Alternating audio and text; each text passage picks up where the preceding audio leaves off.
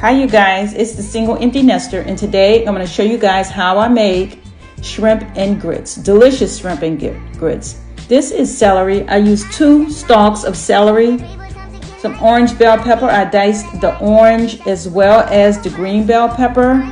And I love orange bell pepper. It's so delicious, you guys. It's a sweeter, it gives it a sweeter taste, a sweeter pepper, just good all the way around. So I used that and I diced up the green one. And this is a Vidalia onion, which is a sweet onion grown in Georgia, and it's available mostly in the summertime. I love Vidalia onion. I love sweet onion, so I use sweet onion.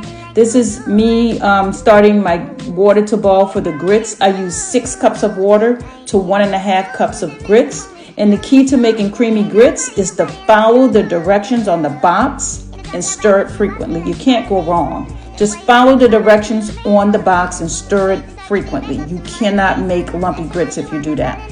Here is a half a stick of butter that I melted, and I'm putting in my chopped seasoning in there and getting them in there to saute them around in there. And then I added some minced garlic in the jar. I didn't want to cut up garlic. I hate cutting up garlic.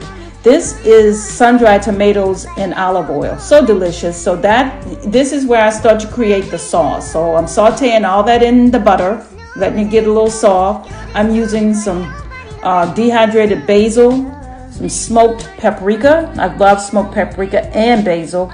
That is parsley, and that is chives, which is one of my favorite spices as well.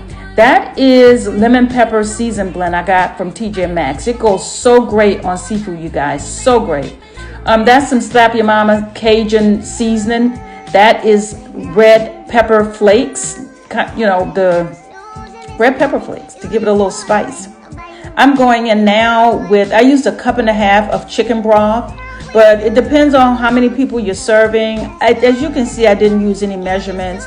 That is tomato paste. So I used a full heaping tablespoonful of tomato paste. It depends on how thick you want your sauce. And now I'm going in with the shrimp. Those were jumbo shrimp. They were deveined and headless, and all I had to do was defrost them and peel them. These were so delicious. I got them from Aldi. And then I'm going in with a little bit more of the chicken broth just to kind of cover up the shrimp. But the shrimp is going to add a little more juice and liquid to your sauce anyway. So just be careful with how much liquid you make. You don't want to make it too much. You don't want it to be too soupy, right? You don't.